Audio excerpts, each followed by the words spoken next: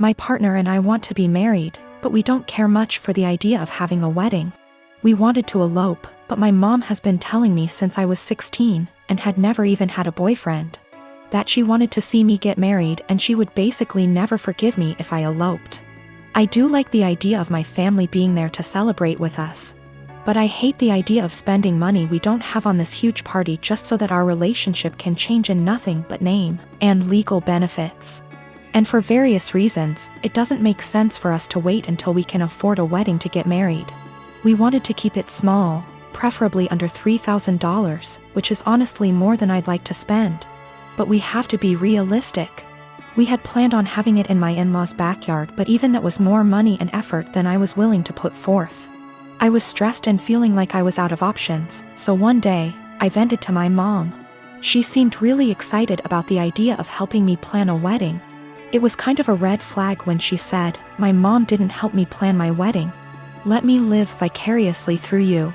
But still, I agreed. She seemed really excited to help me find a venue.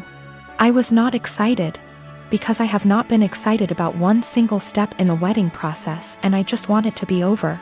About a week later, I found out that this really great park in our city, that my partner loves, does weddings for an extremely small fee. I emailed the event coordinator and found out that the date we want is available. I told my mom, and her reaction was, "So I guess you don't need my help finding a place, then?" And every time I talk about it, she says the same thing. She has always talked about how shitty it is to guilt trip someone, but I feel like that's exactly what she's trying to do. I honestly can't tell whether or not I've done something wrong. Like, I'm not sure if I implied that I would only get married in a place she helped me find. I don't feel like trying to take action on my own wedding is that great of an offense, but I can tell she's upset. I want to make her feel better, but at the same time, I don't want to change our plans again just so that she can feel involved. I've been out of the closet since I was 17, in 2007. When I came out, people in my family said some pretty hurtful things, which I totally expected. Being from a Southern Baptist family in, God, it hurts to admit this, but my older brother at the time seemed very receptive, surprisingly. He told me that if my dad ever gave me any trouble, to call him and he'd talk to him. That was really the last time we talked about it. Flash forward 13 years, I'm 30, and I'm getting married to my fiancé Scott next year in April, if COVID so graciously allows. I started putting a package together of fun things from my brother and I's childhood, all with the intention of asking him to be my best man. However, he called me 2 weeks ago, claiming he's wanted to talk to me about this for a long time. He went into the long tangent about how being gay is wrong and isn't what God wants. He said he thinks Scott is a nice guy and he loves me, but he doesn't think it's right that we're getting married. It was quite a shock, as Scott and I have stayed with him multiple times when we visit my hometown. To top it off, and what hurts perhaps the most, he said my 3-year-old niece, whom we adore, won't be coming to the wedding because he didn't want to have to explain to her what was going on here. Notice he only said that she wasn't coming to the wedding. I think he fully expected to still be invited after this. His wife, whom he started dating when I was 12, feels the same apparently. My whole dad's side of the family feels the same way they do, but I've already written them off mostly in my mind. My mother is beyond pissed and upset at them. I think what upsets me the most is a sense of betrayal. They were my safe spot in the family. I felt like because they're close to my age and younger and went to college, they would understand and it wouldn't be a big deal to them. I almost feel a bit embarrassed because Scott comes from a wonderful Italian Catholic family and they've never been anything less than loving and supportive. I told them that, on what is supposed to be one of the happiest days of my life, if they or anyone else is sitting in the audience and in the back of their mind thinking that what we're doing is wrong or not right, they should just stay home. I know my brother and family love me, but it feels up to a point, conditional, and limited. I told them that they learned being gay is wrong, they weren't born not liking gay people. So they can unlearn it, if they were willing. But I don't think that's going to happen. 6 years ago my son Matthew had a daughter with his now ex-wife Josie. I have always thought of Josie as my own daughter, so when they divorced 7 years ago due to my son cheating, I was conflicted and disappointed. Josie wasn't particularly close with any of her family, so my husband and I naturally took them in. Josie was an angel. She had insisted that we didn't have to lift a finger more than before we had taken them in, and though she was hurt, she kept civil around Matthew.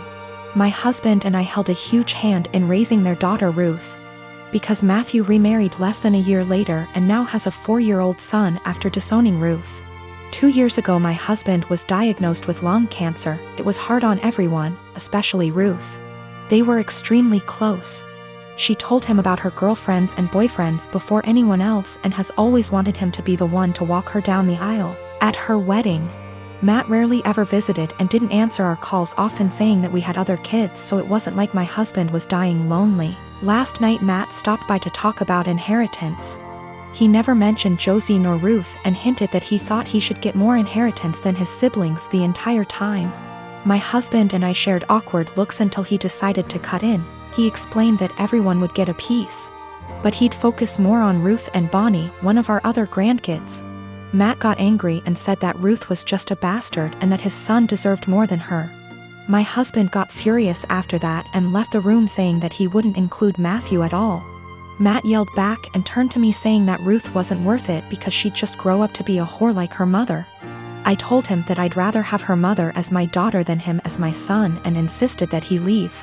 I'm getting phone calls from Matt's wife and family friends saying that my husband and I overreacted, and he was just angry that we were playing favorites. To clear some things up, Josie did not cheat on Matthew. Josie and Matthew met later in college and Josie was known as a party girl. Before that, Ruth isn't the product of an affair, but we are planning on getting a DNA test because what Matthew said has gotten under Ruth's skin. She was at the house when this occurred and overheard it. When it came to taking in Josie and Ruth, we didn't hesitate because Josie is not from here. She and Matt lived in another country until he moved them here a few months before he got caught cheating, and they had nowhere else to go as Josie was a stay-at-home mom. I had no intentions of choosing Josie over Matt then and now, and I never discouraged Matt from visiting. I tried to make it very clear that we weren't picking and choosing when we took Josie in. We just wanted her and our granddaughter to be safe and have a good home. When my daughter was 14, wife and I decided we would buy a car for her to use on her 16th if she proved herself to be responsible, got good grades, etc. There would be a contract of sorts to ensure we were all on the same page. The stipulations were continuing good grades, good attitude, she could only bring one friend with her somewhere, to begin with. We had to know where she was, and the obvious too, don't drink and drive, and don't text and drive. We made it clear that we were buying the car, but it was for her to use. We got the car, a 2012 Honda Civic. She has a summer job right now, it's summer break so she's out doing stuff with her friends, etc. In a few months she will be off to college. Everything was going swimmingly. Until someone on that Nextdoor app started posting pictures and videos of bad drivers in the area. And lo and behold, my daughter was posted with her face down as she texted and rolled through a stop sign. Once with her face down in her phone at a stoplight. I was livid. My wife was the one who showed it to me. We found out there were more instances from her Instagram stories, and we decided, no. Wife and I up and sold the car. We didn't lose very much in the process, except of course our daughter completely came unraveled. It's so unfair. I didn't hurt anyone, everyone's doing it. How am I supposed to get to work? What about when I go to college? Well, we said no, it's not unfair. You hurt us by being a shitty, irresponsible driver. No, not everyone's doing it. You can walk, ride your bike, or take the bus, and as for college, you don't need the car to get to and from classes, and again, ride your bike or walk. She tried to play the, how can you send your daughter to college without her safety in mind? Card, and I said, well, now you're concerned about safety? And she just up and screamed. This has everyone in our life up in arms and divided. Her grandparents think we're being over the top and awful, that grounding her would have sufficed. They've threatened that they will buy her a car again if we try to send her to college without one. The car is already sold, so there's no going back.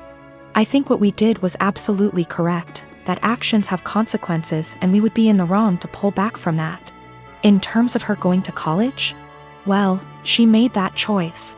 She had a car, it came with certain stipulations, she disobeyed us, and now she pays the price.